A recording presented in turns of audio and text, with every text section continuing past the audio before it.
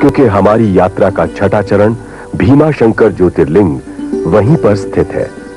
कुछ लोग इसका एक पवित्र स्थान असम के गुवाहाटी के पास ब्रह्मपुर पहाड़ी पर मानते हैं, पर हम पहुंच रहे हैं महाराष्ट्र राज्य में बंबई से लगभग 320 किलोमीटर दूर दक्षिण पूर्व में सह्याद्री पर्वत के शिखर पर।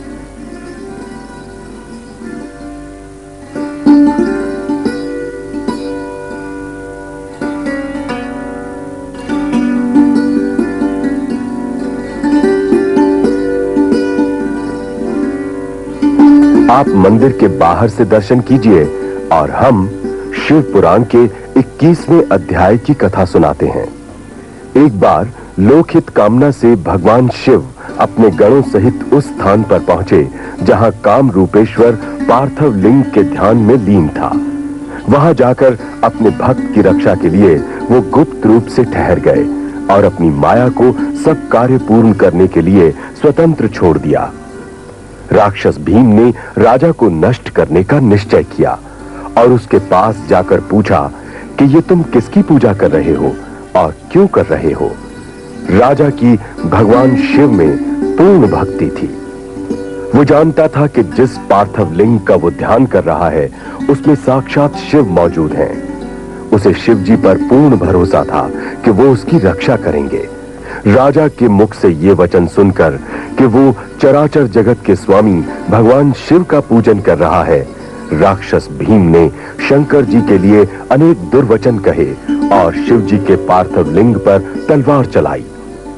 वो तलवार लिंग को छू भी न पाई थी कि साक्षात शिव वहीं प्रकट हो गए और बोले कि मैं भीमेश्वर हूं, भक्त की रक्षा के लिए प्रकट हुआ हूं, इसलिए मेरा बल देख।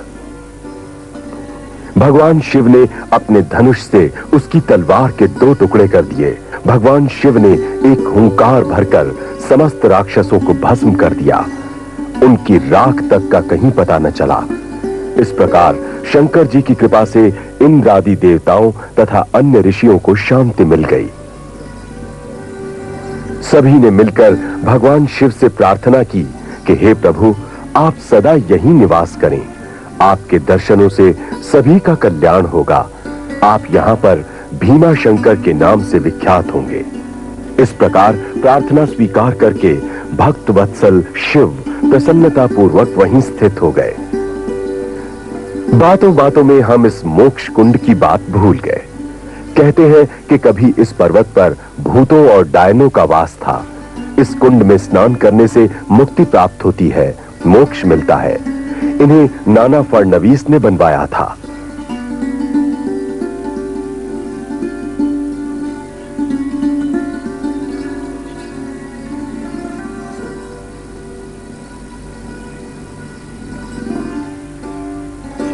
भीमशंकर मंदिर अत्यंत प्राचीन है।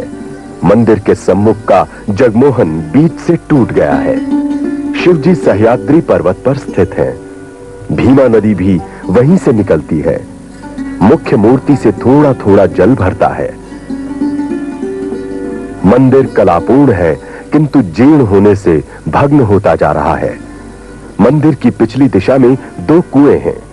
मंदिर के भीतर गणेश जी की प्रतिमा है और भगवान शंकर के अभिन्न साथी नंदी की प्रतिमा भी।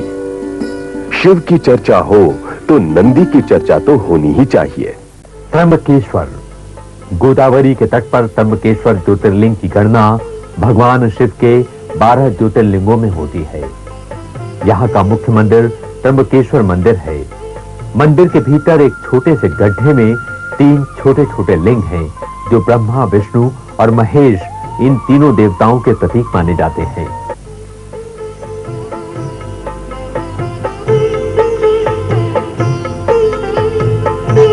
त्र्यंबकेश्वर मंदिर से थोड़ी दूर पर ही एक सरोवर है। इसके नीचे गोदावरी का जल आता है। यहां स्नान करने के बाद ही देव दर्शन किए जाते हैं। यात्री कुशावर्त की परिक्रमा भी करते हैं। 5 प्रसिद्ध तीर्थों में प्रयाग, गया, पुष्कर और नैमिषारण्य के साथ नासिक की गणना होती है। यहां से गोदावरी दक्षिण दिशा की ओर बहती है। कहा जाता है कि राम, लक्ष्मण और सीता जी ने अपने वनवास के कई वर्ष नासिक के निकट पंचवटी में व्यतीत किए।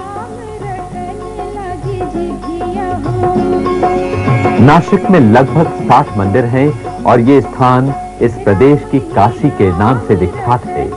इसके अनेक कारण हैं, जैसे गोदावरी की पवित्र धारा, नासिक और पंचवटी का राम, सीता और लक्ष्मण से संबंध, कालाराम या श्री राम जी का मंदिर पश्चिम भारत के सुंदरतम मंदिरों में गिना जाता है।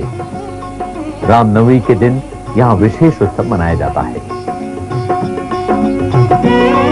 कहा जाता है पंचवटी में राम ने अपने वनवास के कुछ वर्ष सुखपूर्वक बिताए थे।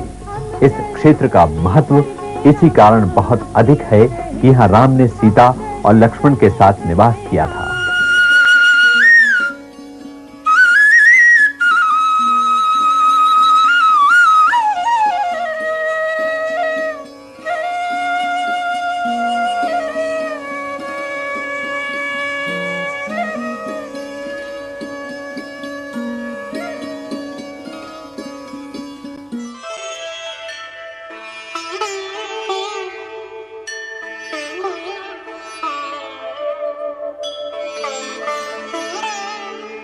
जय जय जय शनिदेव, जय जय जय शनिदेव, जय जय जय शनिदेव, जय जय जय शनिदेव।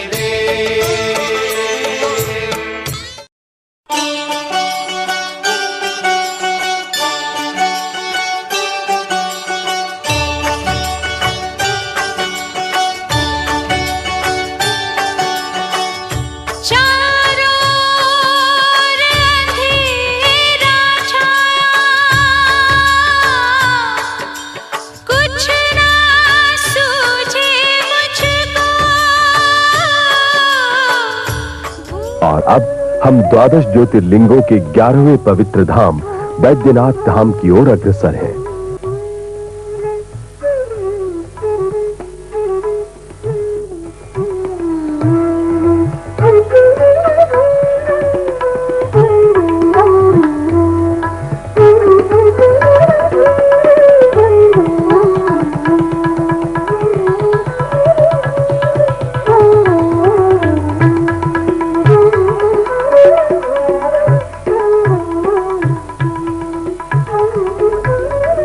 कहते हैं कि रावण ने जब कठोर तप करके भगवान शंकर से बैद्यनाथ ज्योतिर्लिंग प्राप्त किया था, तब महादेव ने आज्ञा दी थी कि इसे वो लंका में ही स्थापित करे और ले जाते समय यदि कहीं इसे वो पृथ्वी पर रखेगा तो फिर इसे उठा नहीं सकेगा।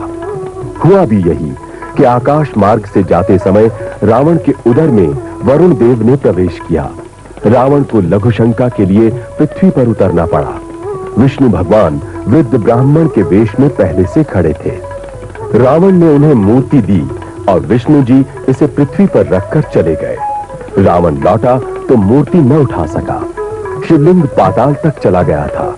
निराश होकर रावण ने यहीं चंद्रकूप नामक कूप बनाया। सभी तीर्थों का जल एकत्र कर कूप के जल से बैद्यनाथ जी का अभिषेक किया और रावण लंका लौट गया। बैद्यनाथ धाम का मुख्य मंदिर श्री बैद्यनाथ मंदिर ही है। इसी के घेरे में पुष्प आदि और तीर्थों का जल भी बिकता है। लिंग मूर्ति ऊंचाई में बहुत छोटी है। आधार पीठ से उसका उभार थोड़ा ही है।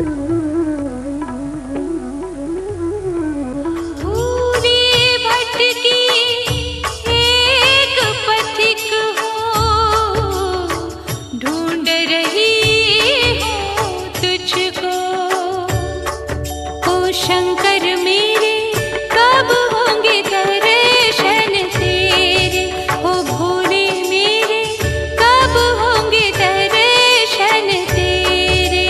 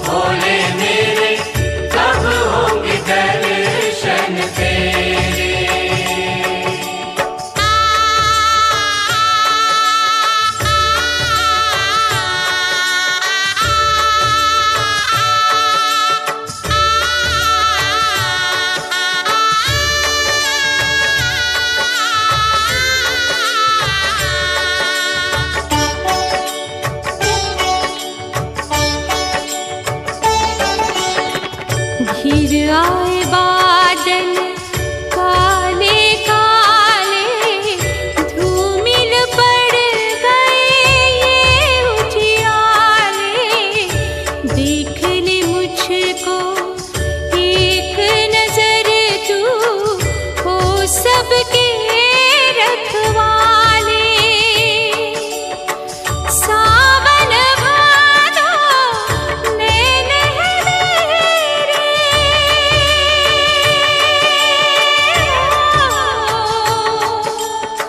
सावन भादो नैन है मेरे, बरसे सावन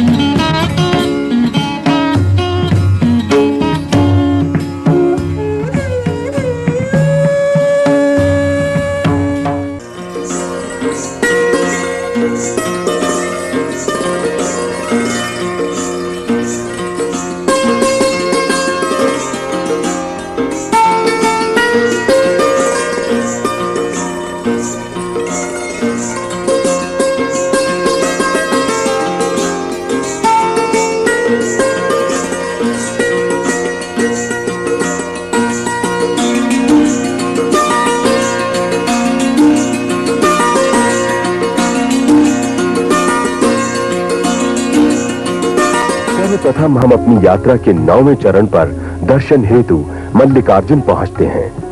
ये 12 ज्योतिर्लिंगों में से श्री शैल पर है। वहां 51 शक्तिपीठों में से एक शक्तिपीठ भी है। कहते हैं सती की देह का ग्रीवा भाग जहां गिरा वहां भ्रमरांबा देवी का मंदिर है। पौराणिक कथा के अनुसार सूत जी कहते हैं मल्लिकार्जुन ज्योतिर्लिंग की उत्पत्ति की कथा सुनते ही मनुष्य सब पापों से मुक्त हो जाता है। जब पार्वती के पुत्र कुमार कार्तिकेय और गणेश जी का इस बात पर विवाद हो गया कि सबसे पहले विवाह किसका हो, तो इस विवाद का निपटारा करने के लिए दोनों पृथ्वी प्रदक्षिणा के लिए चल दिए कि जो पहले लौटेगा वो पहले शादी करने का अधिकारी माना जाएगा। कार्तिकेय पृथ्वी की प्रदक्षिणा करके जब कैलाश पर्वत लौटा तो हैरान रह गया। गणेश जी का पहले विवाह हो गया था। गणेश जी ने पृथ्वी प्रदक्षिणा का प्रसंग आने पर माता पिता की प्रदक्षिणा कर ली और ये कहा कि माता पिता के चरणों के गिर्द ही सारा संसार है। नारद जी से सब वृतांत सुनकर कार्तिकेय नाराज हो गया। शिव तथा पार्वती के लाख समझाने पर भी न माना और रूठकर क्रौच पर्वत पर चला गया। माता पिता को उसके चले जाने पर अत्यंत दुख हुआ। विशेषकर माता होने के नाते पार्वती का मन अत्यंत व्याकुल रहता था। शिव जी ने पार्वती को बहुत समझाया, विश्वास दिलाया कि तुम्हारा रूठा पुत्र शीघ्र ही लौट आएगा, लेकिन पार्वती जी को शिव जी की बातों से संतोष नहीं हुआ।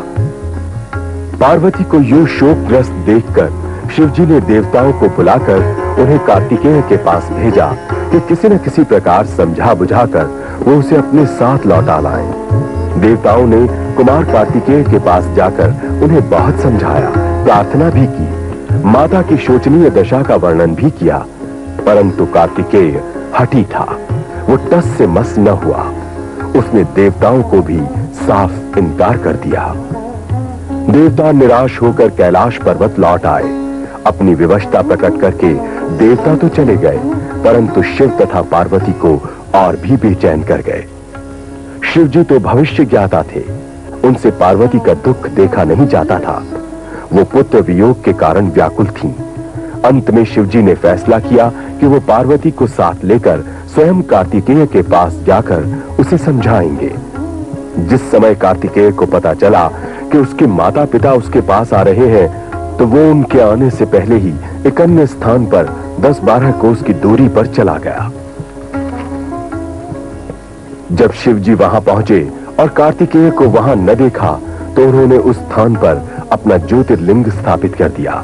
इसके पश्चात वो स्वयं कार्तिकेय की खोज में चले गए।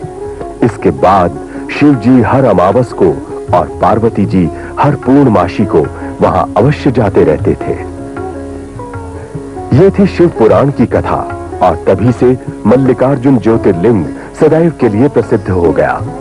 कार्तिकेय जिस स्थान पर चले गए थे वो स्थान कुमार स्वामी कहलाता है। भगवान शंकर तथा पार्वती जी शैल पर स्थित हुए। यहाँ शिव जी का नाम अर्जुन तथा पार्वती जी का नाम मल्लिका है। दोनों का नाम मिलकर मल्लिकार्जुन हो गया। मल्लिकार्जुन लिंग में पार्वती और शिव दोनों की ही ज्योतियां प्रतिष्ठित हैं। कहा जाता है कि इस लिंग के दर्शन मात्र से संपूर्ण मनोकामनाएं पूर्ण होती हैं। इसका दर्शन हर प्रकार से सुखदायक और शांति प्रदान करने वाला है। आंध्र प्रदेश के कृष्णा नदी के तट पर भी शैल नामक पर्वत पर मल्लिकार्जुन ज्योतिर्लिंग प्रतिष्ठित है।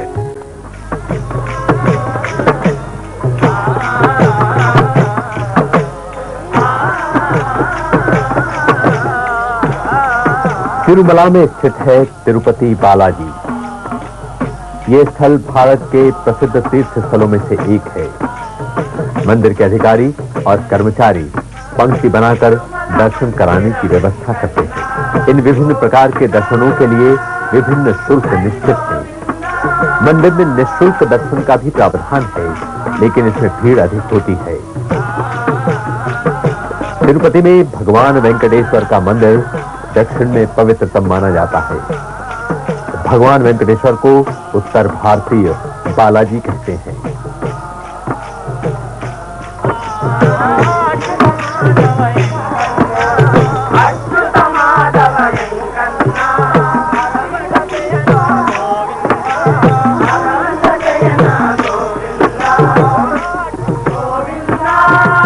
ये मंदिर मेरु पर्वत के 7 शिखरों पर बना हुआ है। हिंदुओं की धारणा है कि वे सप्त शिखर भगवान आदिशेष शेषनाग का प्रतिनिधित्व करते हैं। भगवान वेंकटेश्वर के दर्शन 3 बार होते हैं। पहला दर्शन विश्व रूप दर्शन कहलाता है, जो ब्राह्म मुहूर्त में होता है। दूसरा दर्शन मध्याह्न में तथा तीसरा दर्शन रात में होता है।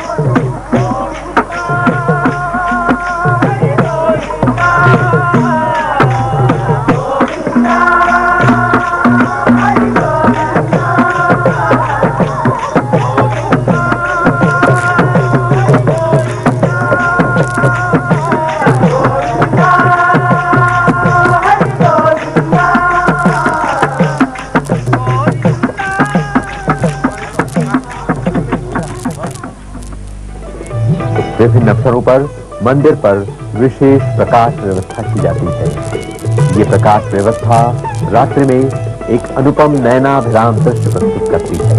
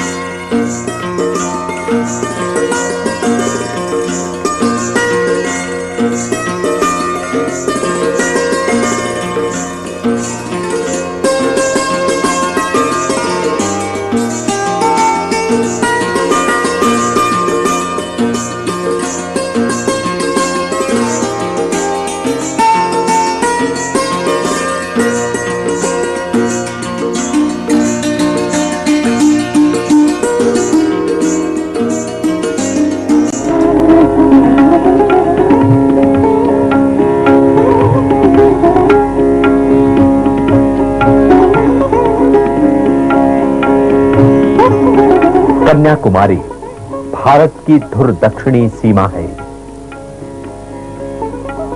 कन्याकुमारी में यात्री सूर्य उदय और सूर्य अस्त का मनोहारी दृश्य देखते हैं, जो अत्यंत सुंदर है।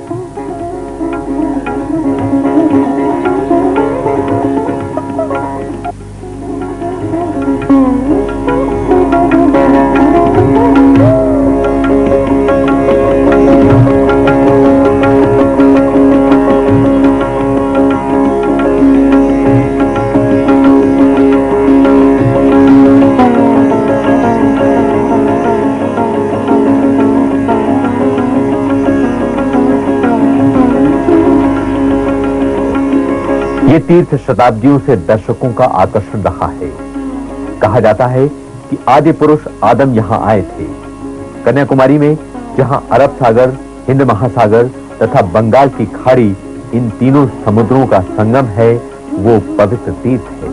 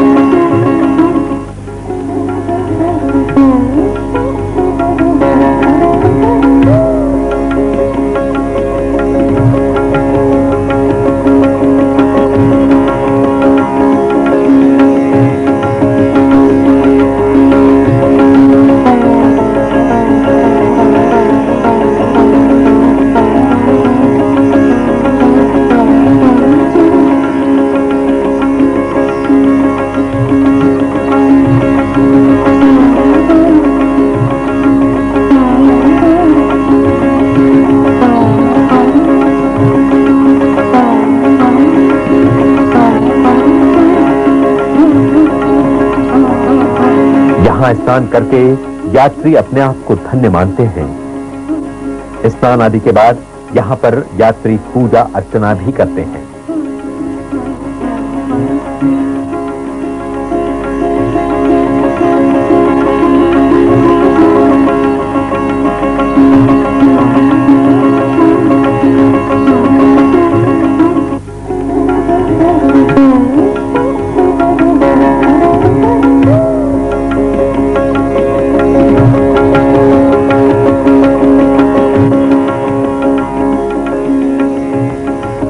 कन्याकुमारी मंदिर अपने आप में एक अद्वितीय मंदिर है। इस मंदिर के 3 द्वार हैं। मंदिर के बाहर एक बाजार है जहां यात्री सीपियों से बनी मालाएं, दर्पण और अन्य सामान खरीदते हैं।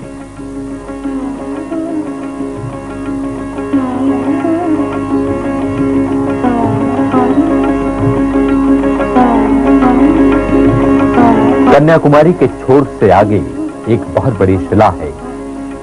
1892 में स्वामी विवेकानंद रामेश्वरम और मदुरै होते हुए यहां आए थे और 3 दिन निर्जल व्रत करने के बाद वे समाधि लगाकर आत्मचिंतन करते रहे। तभी से उस शिला का नाम विवेकानंद शिला पड़ गया है। अब ये स्थान विवेकानंद स्मारक के नाम से जाना जाता है।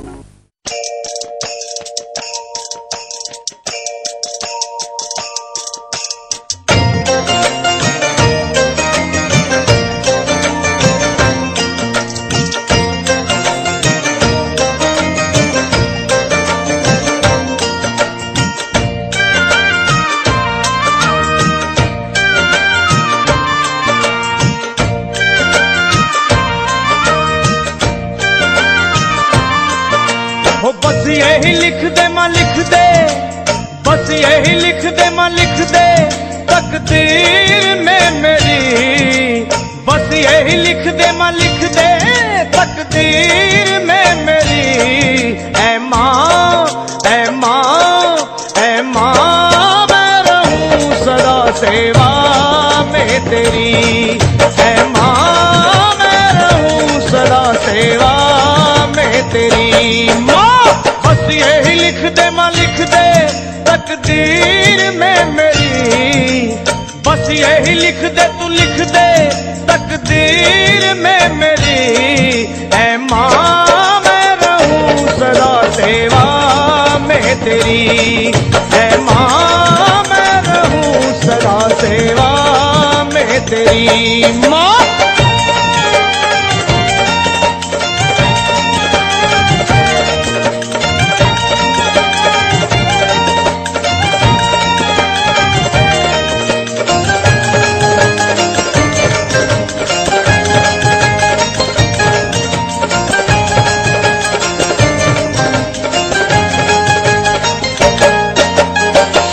सवेरे मोर पंख की लेके सुमरनी माँ तेरा भवन बुहारूं। गंगा जल की भर के गगर चुनरिया हे जग जननी माँ तेरे चरण पखारूं। ओ सुहा सुहा चोला गोटे वाला तुझको पहनाऊं, तारों जड़ी चुनरिया तुझको मैं उड़ाऊं। बस यही लिख दे माँ लिख दे तकदीर में मेरी, बस यही लिख दे तू लिख दे तकदीर में मेरी। ऐ माँ मैं रहूं सदा सेवा में तेरी, ऐ माँ मैं रहूं सदा सेवा में तेरी। माँ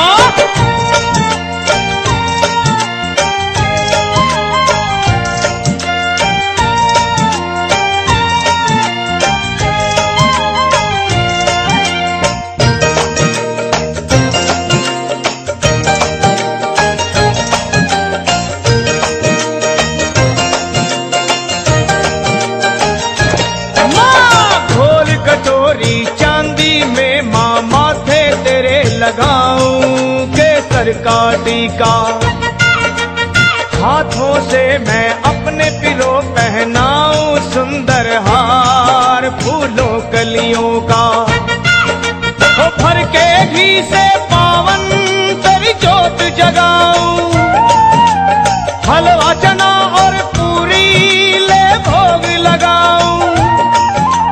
बस यही लिख दे माँ लिख दे तकदीर में मेरी, बस यही लिख दे माँ लिख दे तकदीर में मेरी। ऐ माँ मैं रहूं सदा सेवा में तेरी, ऐ माँ मैं रहूं सदा सेवा में तेरी। माँ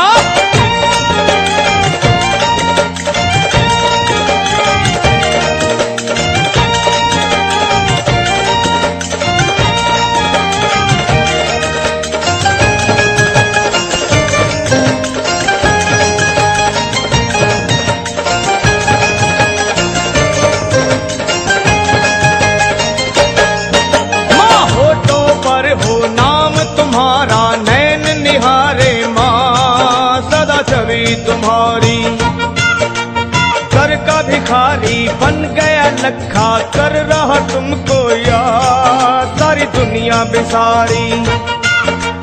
मांगे न चांदी सोना ना महल चवारा, कौड़ा सरल बस चाहे चौखट पे गुजारा। बस यही लिख दे माँ लिख दे तकदीर में मेरी, बस यही लिख दे माँ लिख दे तकदीर में मेरी। ऐ माँ मैं रहूं सदा सेवा में तेरी, ऐ माँ मैं रहूं सदा सेवा में तेरी। माँ बस यही लिख दे माँ लिख दे, बस यही लिख दे माँ लिख दे तकदीर में मेरी, बस यही लिख दे माँ लिख दे तकदीर में मेरी। ऐ माँ ऐ माँ ऐ माँ मैं रहूं सदा सेवा में तेरी, ऐ माँ मैं रहूं सदा सेवा में तेरी, ऐ माँ मैं रहूं सदा सेवा में तेरी, ऐ माँ मैं रहूं सदा सेवा में तेरी, ऐ माँ मैं रहूं सदा सेवा में तेरी, ऐ माँ मैं रहूं सदा सेवा में तेरी।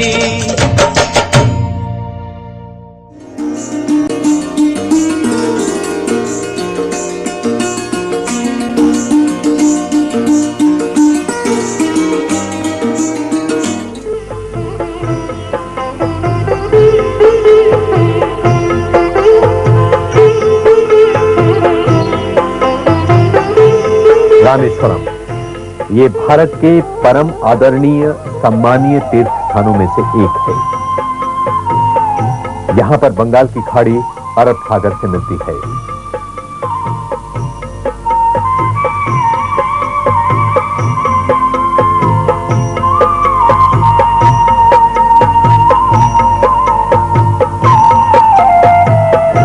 यहां पहुंचकर यात्री सबसे पहले सागर स्नान करते हैं।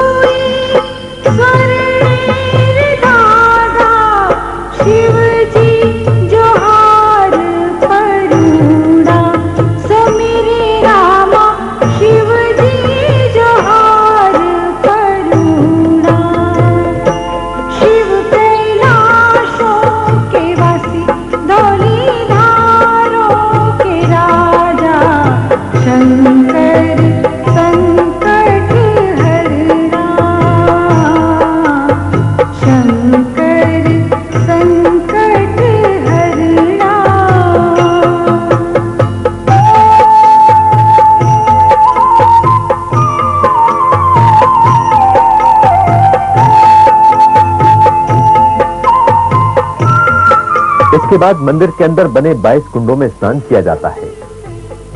इसे 22 कुंडा स्नान भी कहा जाता है।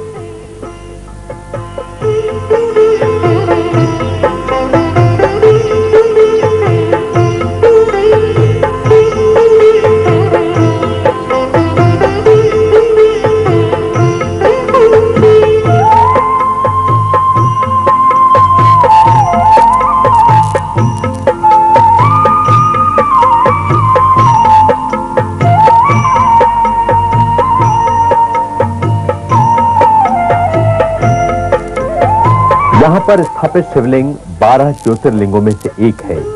जैसा कि इसका नाम रामेश्वरम है, अर्थात इसे भगवान राम द्वारा स्थापित किया गया है।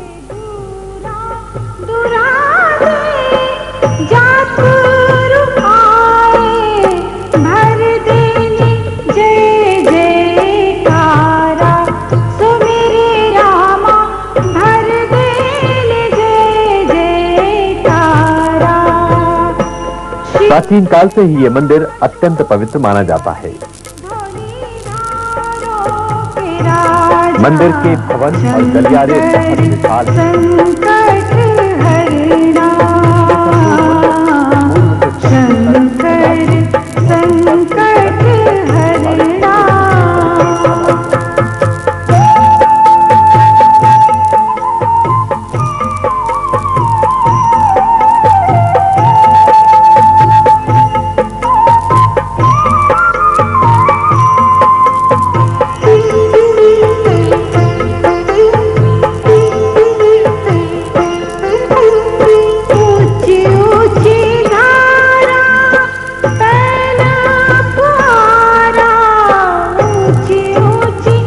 रामेश्वरम में यात्रियों के ठहरने के लिए अनेक धर्मशालाएं विद्यमान हैं।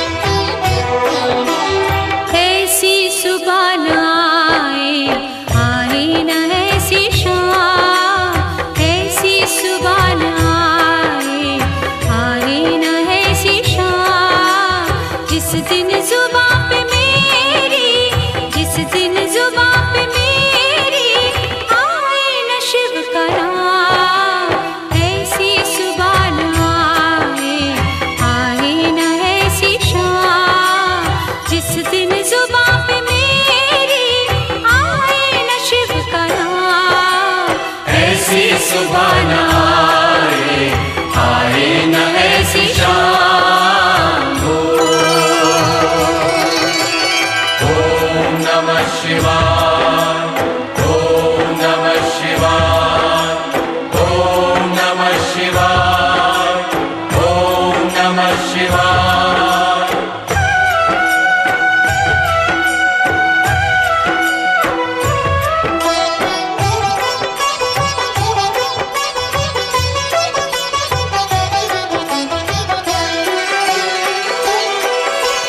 मन मंदिर में वास है तेरा, तेरी छवि बसाई, प्यासी आत्मा बन के जावन तेरी शरण में आई। मन मंदिर में वास है तेरा, तेरी छवि बसाई, प्यासी आत्मा बन के जावन तेरी शरण में आई।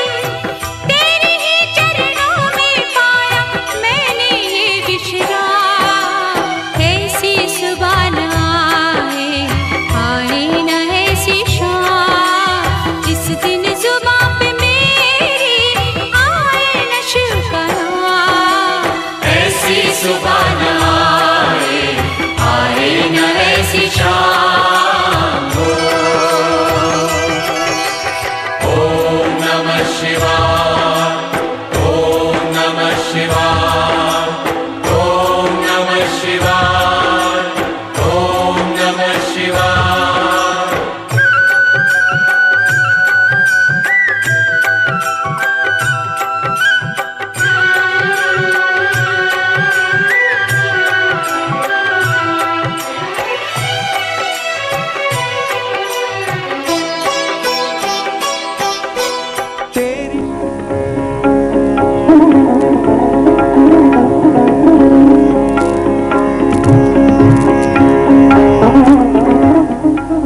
पुरी अर्थात जगन्नाथपुरी भारत के 4 धामों में से एक है। यात्री पुरी पहुंचकर समुद्र स्थान को जाते हैं, जो कि मंदिर से 2.5 किलोमीटर दूर है।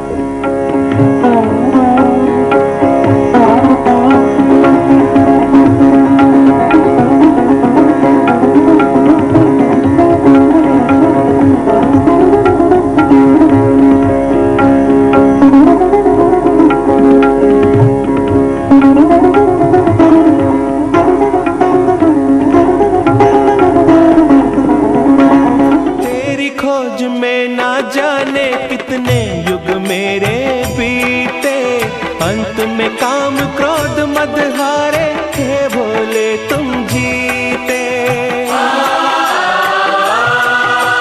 तेरी खोज में ना जाने कितने युग मेरे बीते, अंत में काम क्रोध मद हारे, हे भोले तुम जीते। मुक्त किया तूने प्रभु मुझको, शत शत है प्रणाम।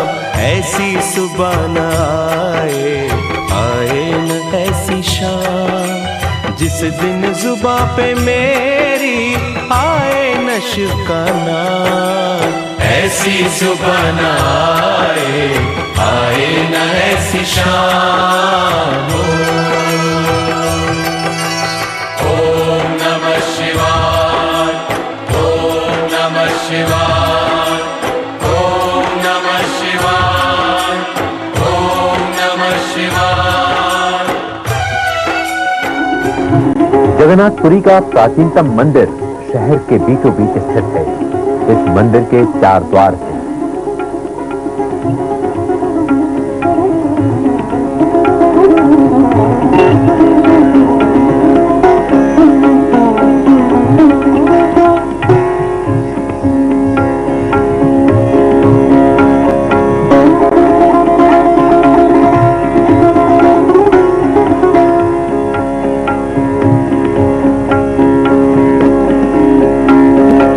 मंदिर के अंदर प्रवेश करके श्रद्धालु जन भगवान जगन्नाथ, सुभद्रा तथा बलराम की मूर्ति के आगे नतमस्तक होते हैं। पुरी अपनी वार्षिक रथ यात्रा के कारण विश्व विख्यात है।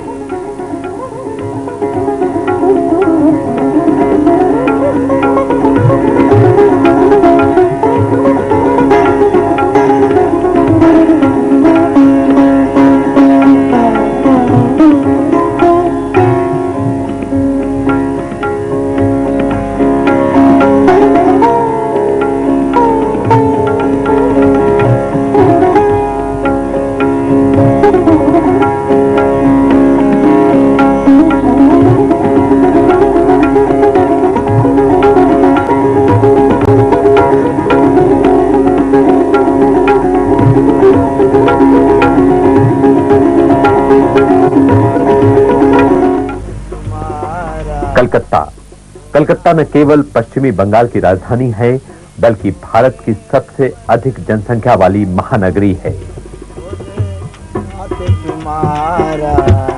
ये नगर भारत की संस्कार धानी कहता है।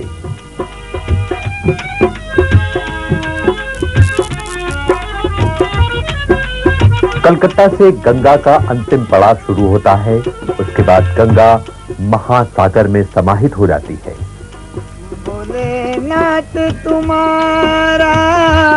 यात्री यहाँ पर स्नान आदि से निवृत्त होकर शहर के अन्य दर्शनीय स्थलों को देखने निकल पड़ते हैं। कलकत्ता ने अपने अतीत में ब्रिटिश राज के अनेक स्मारकों को संजोकर रखा है। ये है विक्टोरिया मेमोरियल। ये भवन ब्रिटिश शासकों ने महारानी विक्टोरिया की स्मृति में बनवाया था।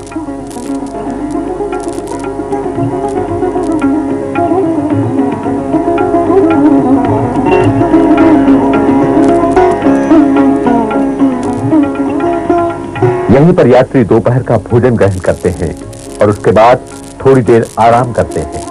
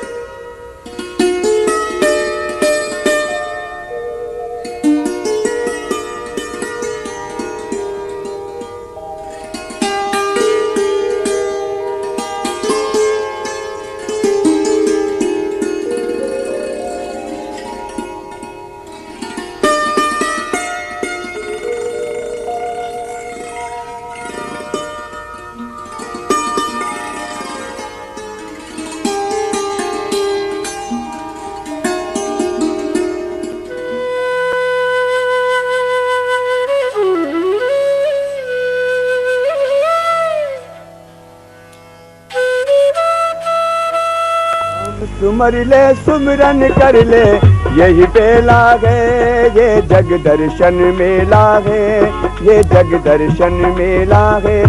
हिंदुओं में एक किंवदंती है, यानी कि एक कहावत है कि सारे तीर्थ बार बार, गंगा सागर एक बार।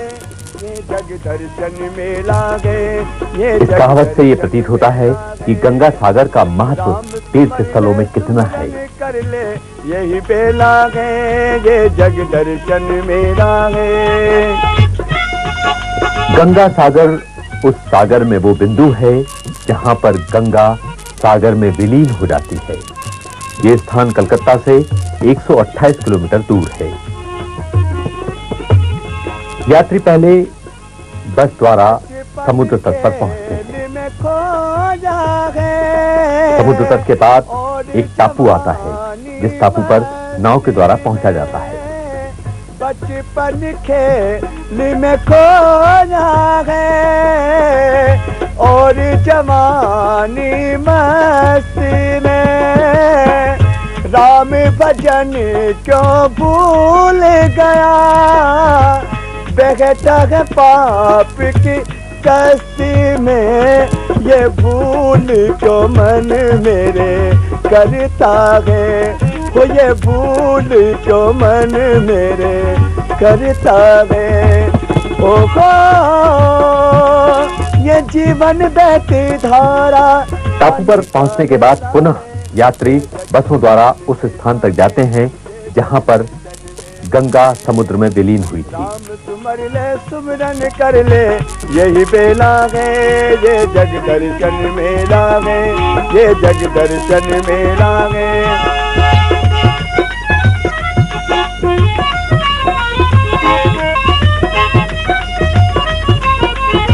यहाँ पर विशेष प्रकार के साइकिल रिक्शे चलते हैं जो आपको एक स्थान घाट तक ले जाएंगे। यात्री इन पर बैठकर आनंद का अनुभव करते हैं। राम भी तुम से दूर नहीं, फिर भी राम से दूर हो तुम। राम भी तुम से दूर नहीं, फिर भी राम से दूर हो तुम। मोह में मन ये उलझा हुआ और नशे में चूर हो तुम। मोह में मन ये उलझा हुआ और नशे में चूर हो तुम। ये भूल क्यों मन मेरे करता है, वो ये भूल क्यों मन मेरे करता है। ओहो ये जीवन बहती धारा पानी करे लागे। ये समुद्र तट पर पहुंचकर यात्री स्नान और पूजा अर्चना करते हैं। राम सुमर ले सुमरन कर ले यही बेला है। यहाँ से समुद्र का विशाल और विराट आकार देखने को मिलता है जिसकी दूसरी सीमा नजर नहीं आती।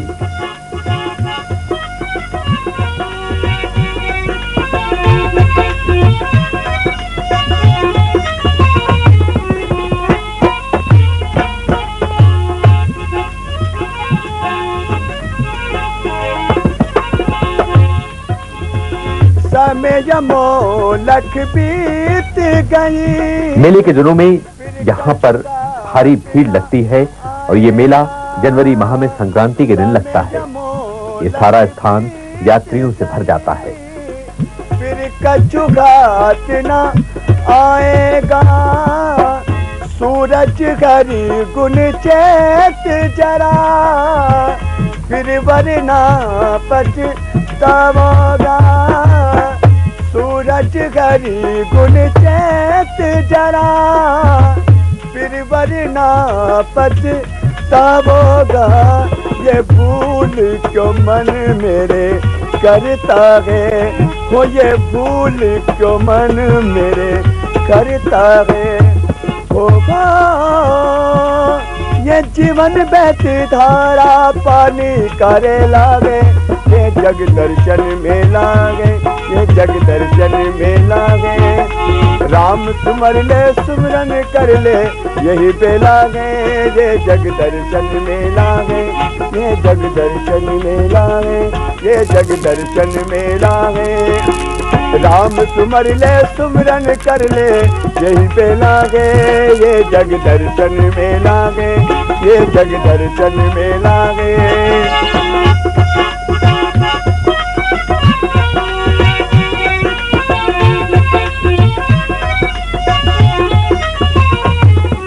पास ही में कपिल मुनि का मंदिर तथा आश्रम है।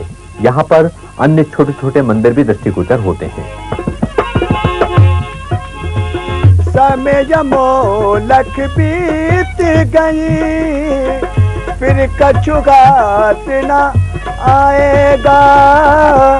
समय मोलक बीत गई, फिर कछु घाट न आएगा।